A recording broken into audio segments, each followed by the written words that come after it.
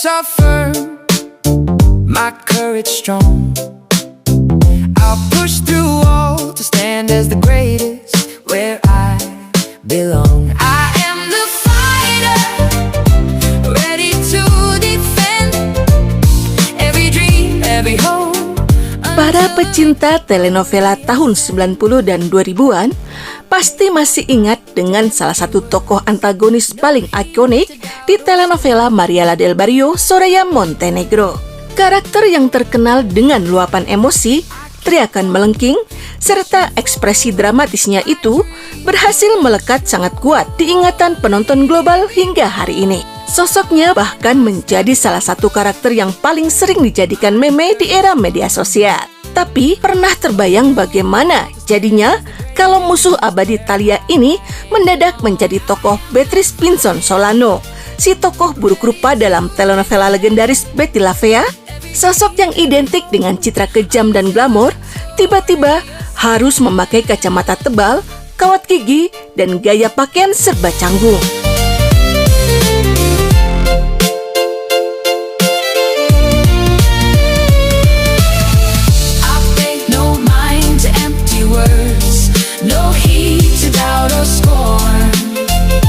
Skenario unik ini ternyata bukan sekedar hayalan di kepala para penggemar, tapi kemungkinan tersebut hampir saja menjadi kenyataan. Pasalnya, sang pemeran tokoh Soraya Montenegro, Itati Cantoral, mengaku pernah ditawari langsung oleh sang penulis sekaligus produser dan sutradara legendaris asal Kolombia, Fernando Gaitán, untuk memerankan tokoh utama Beatrice Pinzon Solano dalam telenovela fenomenal Yo Soy Betty La Fea. Dalam sebuah wawancara santai dan penuh tawa bersama Mario Besares, Itati menceritakan momen berharga dalam sejarah karirnya tersebut. Saat itu, masa kontrak eksklusif Itati di raksasa media Meksiko, Televisa, memang akan segera berakhir. Tawaran emas dari Kolombia pun datang tepat di waktu yang krusial. Namun, setelah melewati berbagai pertimbangan, ia terpaksa menolak peran emas tersebut. Ada beberapa alasan mendasar di balik keputusannya. Selain faktor keraguan untuk memboyong kehidupannya dan pindah menetap di Kolombia saat itu, masalah anggaran juga menjadi pertimbangan utama. Pada masa awal pengembangannya, proyek Betty La Fea dirancang sebagai produksi beranggaran sangat minim yang lebih mengandalkan kekuatan naskah dan kreativitas para pemainnya. Di saat yang sama, pihak eksekutif Televisa tidak mau kehilangan salah satu bintang terbesarnya. Mereka dengan cepat menahan Itati agar tidak pergi ke Kolombia dengan memberikan tawaran manis, yaitu peran utama dalam telenovela Meksiko berjudul Salud, Dinero y Amor. Keputusan untuk bertahan di Meksiko ini nyatanya juga mengubah jalan hidup pribadinya. Karena di lokasi syuting telenovela itulah Itati beradu akting dengan Eduardo Santamarina, yang kemudian menjadi kekasih dan suaminya.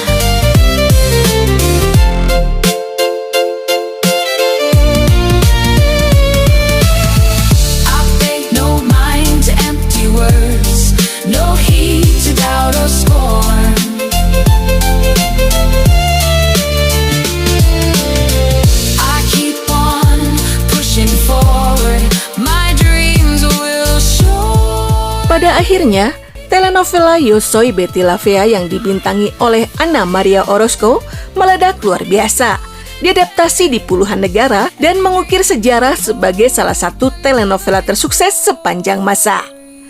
Meski menyaksikan betapa raksaksanya proyek yang sempat ditolaknya itu, Itati mengaku tidak pernah menyimpan rasa penyesalan.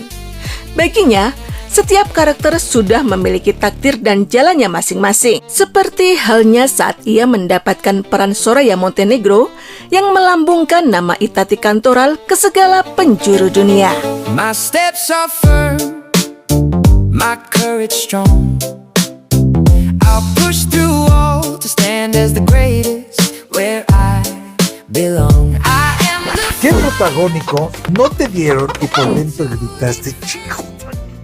Ese papel era mío, maldición. El de Betty La Fea. Oh. Yo soy Betty la Fea de Fernando Gaitán, Ajá. que es el mismo escritor de Hasta que el dinero nos separe. Ah, ok, sí. Estábamos en Televisa y ahí se me estaba acabando mi contrato de exclusividad y me hablaron para hacer este personaje para Colombia, pero la producción no, económicamente, no, y lo van a hacer con muy poco dinero, mucha creatividad. Y era irme a Colombia y yo tenía miedo, en aquella época se escuchaba que